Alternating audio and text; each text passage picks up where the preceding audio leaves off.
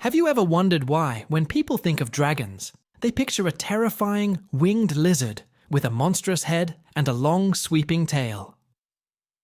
This is the standard image of a Western dragon, often seen as the final, fearsome boss in games like Demon's Souls, Skyrim, and Monster Hunter. But what if I told you that this is only part of the story? Today, we're exploring the evolution of dragon imagery, from the revered, celestial beings of Chinese mythology to the dark, destructive creatures of the West. For centuries, dragons have been a part of human mythology. In Western lore, dragons are typically depicted as massive, fire-breathing beasts. Their fearsome flames are symbols of destruction, but also of rebirth, as from the ashes, new life can emerge. In contrast, Chinese dragons are not merely creatures of chaos. They are revered as benevolent totems, believed to control wind and rain. Unlike their Western counterparts, Chinese dragons are often wingless, yet manage to soar through the skies, a testament to their mystical connection with the cosmos. In such recent games like Black Myth Wukong, Chinese dragons are portrayed with an unmatched grace and power that has even left many foreign players in awe. One common question is, if Eastern dragons lack wings, how do they fly? The answer lies in their role as symbols of natural order, a force that commands the heavens without physical appendages. Some theories even suggest that the Western dragon's image might have roots in Eastern art, perhaps early Chinese depictions of dragons influenced Western interpretations through translation errors and cultural exchanges. Look at these three images. While many assume they depict the classic Chinese dragon, they actually represent dragon-like creatures from ancient Greek, Babylonian, and Persian myths. In those times, the depictions were far more serpentine and less like the lizard-like, winged beasts we know today.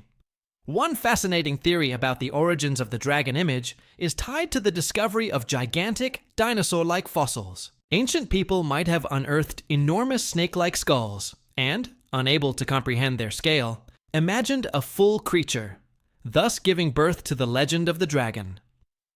For the ancients, the snake was a potent symbol of both danger and renewal, as its shedding of skin was seen as a form of eternal rebirth. As Western civilizations evolved, so did the portrayal of dragons.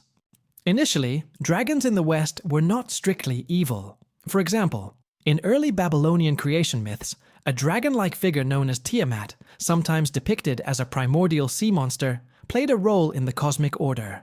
However, with the rise of Christianity, the dragon's image was transformed. Biblical depictions in the Book of Revelation recast the dragon as a monstrous, evil force, an embodiment of Satan with multiple heads and an insatiable greed for treasure. This rebranding was a powerful tool for spreading religious doctrine, leading to a lasting association of Western dragons with malevolence. Think of Smaug from The Hobbit or Deathwing in World of Warcraft. Modern portrayals continue this tradition of depicting dragons as ruthless and greedy, guardians of wealth locked in eternal conflict with human heroes. Yet, as science advances and religious influence wanes, the image of the Western dragon is evolving. In some contemporary fantasy series and role-playing games like those in the Dragonlance or Dungeons & Dragons universes, dragons are now given more nuanced traits, dividing them into various types by color, each representing different abilities and moral alignments. This trend is a welcome shift, providing a richer, more complex portrayal of these legendary creatures that resonates with fantasy enthusiasts worldwide. In conclusion, dragons are much more than the fire and fury we see on screen. They are symbols of transformation, embodiments of our deepest fears and aspirations, and reflections of the diverse cultures that created them. Whether you lean towards the benevolence of Eastern dragons or the fearsome might of Western ones, one thing is clear: the legend of the dragon continues to evolve, captivating our imaginations and challenging our perceptions of myth and history.